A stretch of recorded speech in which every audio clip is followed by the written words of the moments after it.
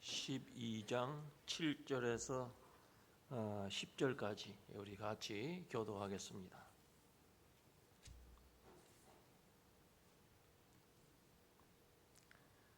(12장 7절) 여러 계시를 받은 것이 지극히 크므로 너무 자만하지 않게 하시려고 내 육체의 가시 곧 사탄의 사자를 주셨으니 이는 나를 쳐서 너무 자만하지 않게 하려 하심이라. 이것이 내게서 떠나가게 하기 위하여 내가 3번 주께 간구하였더니 나에게 이르시기를 내 은혜가 내게 족하도다. 이는 내 능력이 약한 데서 온전하여 짐이라 하신지라. 그러므로 도리어 크게 기뻐함으로 나의 여러 약한 것들에 대하여 자랑하리니 이는 그리스도의 능력이 내게 머물게 하려 함이라. 그러므로 내가 그리스도를 위하여 약한 것들과 능욕과 궁핍과 박해와 권고를 기뻐하노니 이는 내가 약한 그때에 강함이라. 아멘. 우리 현대인들은 모두 편안하게 살려고 합니다. 그래서 고난의 길, 좁은 길 걷는 거 싫어합니다. 특히 우리 한국 사람들, 한국이 경제적으로 많이 발전해서 편한 삶을 살면서 더러운 일, 힘든 일, 위험한 일 하지 않으려고 합니다. 3D라고 하지 않아요? dirty job, 아주 좀 지저분한 그런 일을 하기 싫어하고, dangerous, 위험한 일 안 하려고 하고, 또 하나는 제가 잘 모르겠어요. 어떻든 이 3가지 일들을 피한다고 합니다. 많은 사람들이 수고하지 아니하고 열매를 거두려고 합니다. 땀 흘리지 않고 많은 것을 소유하려고 합니다. 과정은 중요하게 생각하지 않고 그저 결과만 좋으면 된다. 결과만 바라보는 성공주의에 빠져 있습니다. 우리도 미국에 이민 와서 살면서 고생하지 아니하고 하루속히 성공하는 일에 유혹을 받기가 쉽습니다. 우리가 이 고난 주간, 특별히 이제 주님의 십자가의 고난 그 길을 우리가 생각하면서 참 모두가 싫어하는 고난, 그런데 그 고난이 왜 나에게 필요한 것인지, 그리고 고난이 나에게 있다면 그 고난은 하나님의 어떤 뜻이 있는지 함께 같이 살펴보려고 합니다. 제가 오래전입니다마는 회의가 있어서 플로리다 방문을 했는데 허리케인 바로 지나간 다음 주였어요. 그곳을 가니까 한 지역이 그저 한 블락 이상이 큰 나무들이 있는데 다 쓰러졌어요. 상당히 높은 나무들이 있었는데 어떻게 그렇게 한쪽이 다 나무가 그렇게 쓰러져 있는지 모르겠어요. 그런데 이렇게 쓰러진 그 이유를 보니까 좋은 토양에서 잘 자란 그런 나무, 또 주변에 수분이 많아서 습기를 이렇게 쉽게 수분을 빨아들인 나무들은 뿌리를 깊이 내리지 않는다고 합니다. 그래서 강풍이 불어오면 쉽게 넘어진다는 거예요. 참 뿌리가 깊지 아니하면 쉽게 넘어집니다. 좋은 환경에서 어려움 없이 자란 나무 쓰러지는 거예요. 그러나 반대로 사막에 사는 나무들을 보면 그 열악한 환경 속에서도 뿌리를 땅 속으로 깊이 내리기 때문에 그 뜨거운 햇빛들을 이기고 삽니다. 우리 사람도 잔병장수, 무병단수라는 말을 합니다. 이 잔병이 많은 사람, 몸이 약한 사람, 이런 사람들은 살아가면서 그 잔병과 싸우기 때문에 늘 몸을 조심한다는 거예요. 건강을 조심하다 보니까 웬만한 병들은 잘 피하고 장수하게 됩니다. 그런데 반면에 몸이 아주 건강한 사람은 자기 몸 잘 돌아보지 않아요. 그러다가 큰 병이 오면 그저 넘어지는 거예요. 무너지는 거예요. 하나님은 우리에게 고난을 허용하셔서 그 고난을 통해서 우리를 연단시켜 주시고 그 연단을 통해서 우리가 큰 일을 하는 사람으로 성장시켜 주시고 여러 가지 고난과 힘든 일을 통해서 세상을 이길 수 있는 강한 사람을 하나님께서 만들어 주시는 거예요. 그래서 여기도 연세 많은 어른들이 많은데 오랜 풍파와 싸우면서 오늘날까지 사신 것 하나님의 은혜요. 그 여러 가지 고통을 통해서 성숙한 어른들이 되셨어요. 우리 성경 인물 가운데 아주 위대한 한 분이 계시는데 그분은 사도 바울이에요. 여러분들은 다 잘 아십니다만은 바울은 예수님 만나기 전에는 예수 믿는 사람 몹시 핍박한 사람이었어요. 공회에서 그 이스라엘을 통치하는 기구가 있는데 그걸 공회라 그래요. 산헤드린 회. 72명으로 구성이 돼 있어요. 각 지파마다 6명씩 해서 이렇게 공회를 만들고 웬만한 것은 다 결정해. 사람의 생명은 다치지를 못하는 거예요. 그건 로마 제국이 사람의 그 생명 여탈권을 가지고 있기 때문에 그들이 생명에 대해서는 관여할 수 없지만 웬만한 벌은 다 주는 거예요. 근데 이 공회에서 예수 믿는 사람 잡아오라 하는 그런 편지도 받고 그래서 다메섹, 그러니까 지금 다마스커스죠. 다마스커스로 가는 길에 예수님 만나요. 환한 대낮에 그보다 더 강한 빛이 비치면서 어찌하여 나를 핍박하느냐? 예수님의 음성이 들려요. 나는 예수라고 예수님 말씀하세요. 그래서 회심하게 됩니다. 그리고 아라비아 광야에 가서 하나님과 깊은 교제를 갖고 그 이후로는 위대한 사도가 되었어요. 여러분 우리가 성경을 읽을 때 사복음서 예수님의 생애가 그려져 있고 예수께서 하신 말씀 그런 말씀이 하나하나 다 적혀 있잖아요. 참 우리에게 필요한 말씀이에요.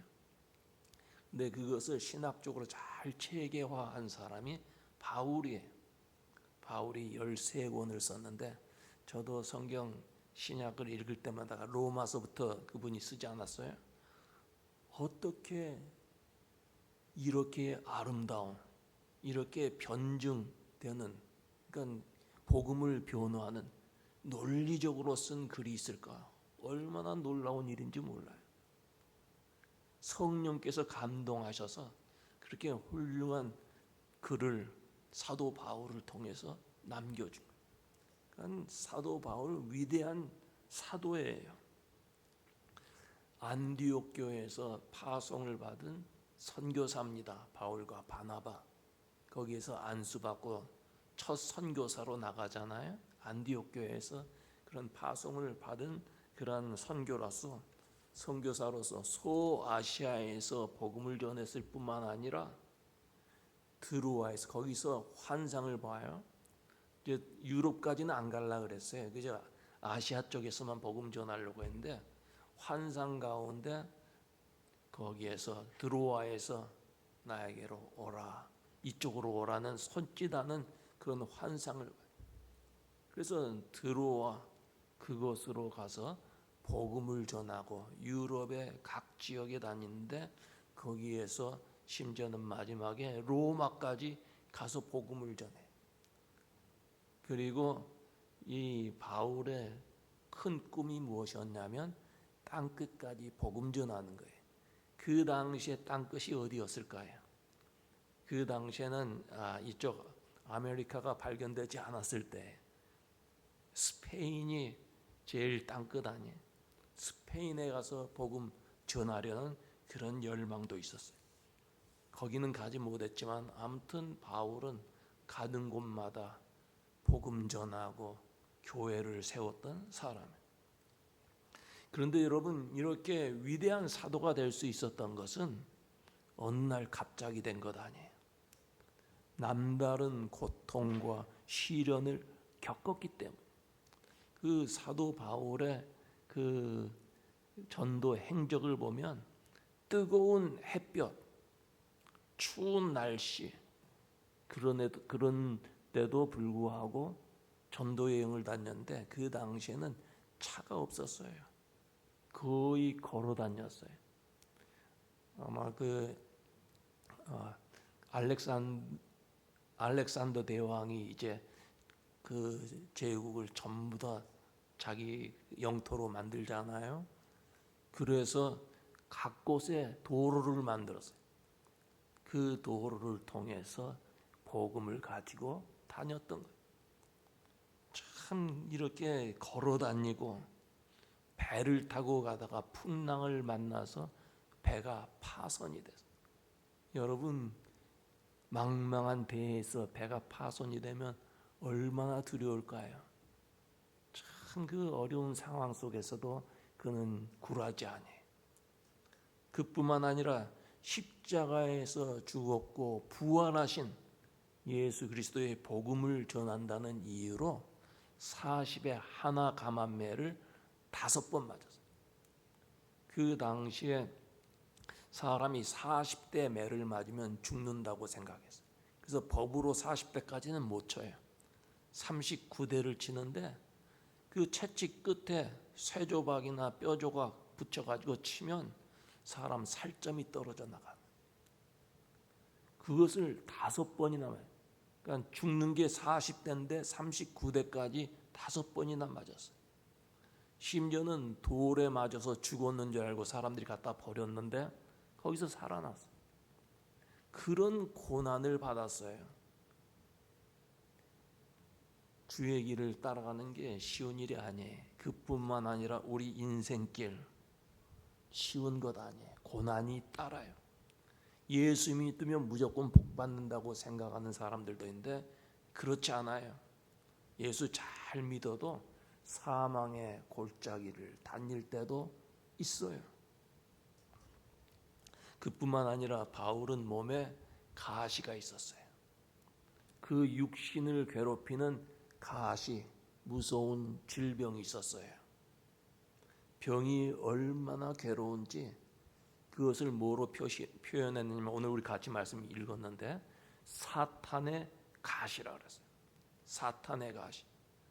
몸에 그를 괴롭히는 무서운 질병, 아마 안질이든지 아마 간질이었을 것이라고 생각하는데 어떻든 육체에 괴로움을 주는 가시가 있어서 그것을 없애달라고 하나님 앞에 간절히 기도했어요. 오늘 읽은 8절에 이것이 내게서 떠나기 위해서 내가 3번 주께 간구하였더니 3번 기도했다는 것은 그냥 단순히 그냥 3번 한 것 아니에요. 유대인들 가운데 경건한 유대인들은 하나님 앞에 한번 작정하고 기도할 때 보통 한 40일 기도, 40일. 그런데 이 바울이 3번 기도했다는 것은 이런 작정 기도, 며칠을 했는지는 분명치 않지만 어떻든 작정 기도를 3번이나 했다는 거예요. 몸에 얼마나 큰 괴로움이 있었던지 그거 없애달라고 몸부림치며 기도했을 거예요. 그런데 그 기도의 응답이 무엇입니까? 9절에 보니까 내 은혜가 내게 족하도다. 이는 내 능력이 약한 데서 온전하여 짐이라. 하나님께서 응답을 주셨는데 네가 가시를 안고 사는 것이 너에게 은혜가 된다. 하나님께서 그렇게 말씀을 하신 거예요. 그 약함으로 인해서 더욱 강해질 것이다. 그러니 너는 평생 가시를 안고 살라는 말씀이었어요. 만일 우리에게 그처럼 아픈 가시가 있어서 간절히 기도했는데 하나님께서 그 가시를 제거해 주시지 않고 우리에게 있는 가시가 도리어 은혜가 된다, 이렇게 말씀해 주신다면 여러분 어떻게 하겠어요? 여러분들의 너무 괴로운 가시가 여러분에게 있는데 기도해 달라는데 하나님이 그거 안고 살려는 거예요. 그때 여러분들 어떻게 응답하시겠어요? 하나님, 제가 무슨 죄가 있습니까? 예수 안 믿는 사람 같으면 내가 전생에 무슨 죄를 졌겠습니까? 우리는 그런 얘기는 절대 하지 않습니다만은, 하나님이 나에게 건강한 몸 주시면 주 앞에 충성 봉사할 텐데 왜 기도 응답해 주지 않습니까? 원망하기 쉬울 거예요. 그러나 바울은 너에게 있는 가시가 내게 은혜가 된다, 그 가시 안고 살아라. 그때 바울은 하나님 알겠습니다, 이것이 순종이요 믿음이에요. 자기 뜻에 맞지 않아도 아멘으로 받아들이는 게 믿음이라 그 말이에요. 그 이후에 보면 바울이 이 가시를 위해서 기도하지 않습니다. 그런 말씀이 안 나와요. 바울은 인간적으로 자랑거리가 많은 사람이었어요. 학문적으로 뛰어난 사람이에요. 그 당시에 최고의 학자 가말리엘 문화생이었어요. 가말리엘 그 최대 학자 밑에 제자로 들어가는 것은 지금의 하버드 대학 들어가는 것, 서울대학 들어가는 것보다 더 어려운 일이에요. 아주 추리고 추려서 제자 삼는 거예요. 학문적으로 뛰어났어요. 혈통적으로는 히브리인 중에 히브리인, 유대인들이 이 민족주의 하나의 민족 종교 아니에요? 히브리 사람이라는 것에 대해서 선민의식을 가졌어요. 근데 이 바울은 나는 히브리인 중에서도 히브리인이요, 히브리인 가운데도 가장 율법을 잘 지킨다는 바리새파 사람이라.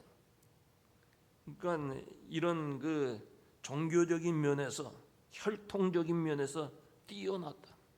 그리고 그 당시가 로마 제국이 제패하고 있던 세계였는데 자기는 태어날 때부터 로마 시민권을 가졌다.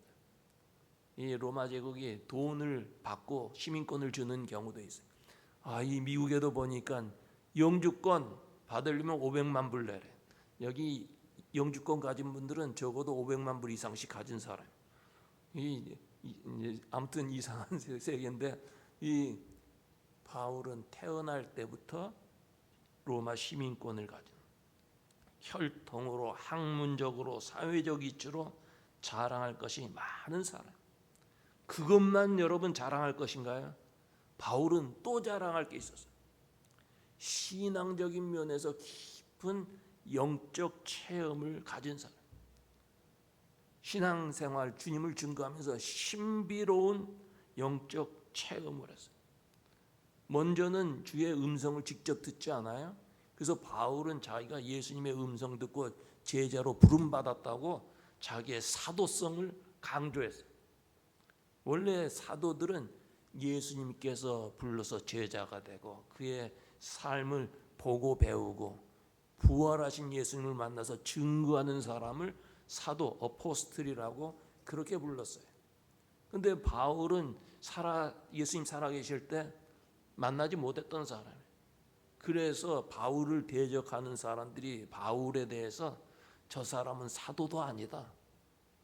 바울이, 아까 제가 바울 서신 13권 있다 그랬잖아요. 그저 몇 권 빼고는 처음부터 자기 변증을 해요. 하나님의 종, 사도로 부르심을 받은 나 바울은 자기 사도권을 증명하는 거예요. 주의 음성을 들었죠. 감옥에 갇혔을 때, 핍박을 받을 때 주님의 음성, 낙심하지 말라, 담대하라, 내가 너와 함께 있을 것이다. 주의 음성을 직접 들었던 사람이에요. 그것뿐만 아니라 이 바울은 삼층천을 다녀왔더라. 삼층천은 지금으로 말하면 낙원이에요. 낙원, 파라다이스. 이 낙원에 다녀오는 신비한 경험을 가진 사람. 그래서 바울은 지성적으로 뛰어난 사람이요, 영성이 뛰어난 사람이에요. 아마 우리들이 바울처럼 외적 조건이 완벽하고 영적 신비한 체험을 가졌다면 아마 자랑하고 뽐내고 교만해지기 쉬웠을 거예요. 사람은 속성상 자랑거리가 있으면 참지 못해. 이게 사람의 속성이. 그래서 여러분 교회 와서 누가 자기 자랑하면 들어주세요. 그렇다고 인정해 주세요. 그 사람 마음에 다 그런 거예요. 어떤 사람은 자랑하다가 더 이상 자랑할 것이 없으니까 이래봬도 나는 하버드 대학, 옥스퍼드 대학 물을 먹은 사람이다. 물을 마신 사람이라고 자랑을 해. 나중에 알고 보니까 하버드 대학, 옥스퍼드 대학 가서 수돗물 틀어서 몇 모금 마시고 온 사람. 그거 자랑하는 거예요. 남이 가보지 못한 곳, 유럽의 어느 곳 갔다 오면 더욱 말이 많아지는 거예요. 그게 사람의 속성이에요. 그런데 바울은 모든 사람이 궁금히 여기고 가보고 싶은 삼층천 다녀왔지만 자랑하지 않았어요. 신앙의 감격을 가졌지만 그 얘기하다 잘못하면 교만해지기 쉽기 때문에. 여러분, 우리 예수 믿는 사람은 자기의 신비한 자기만이 아는 아름다운 신앙의 비밀이 있어야 돼.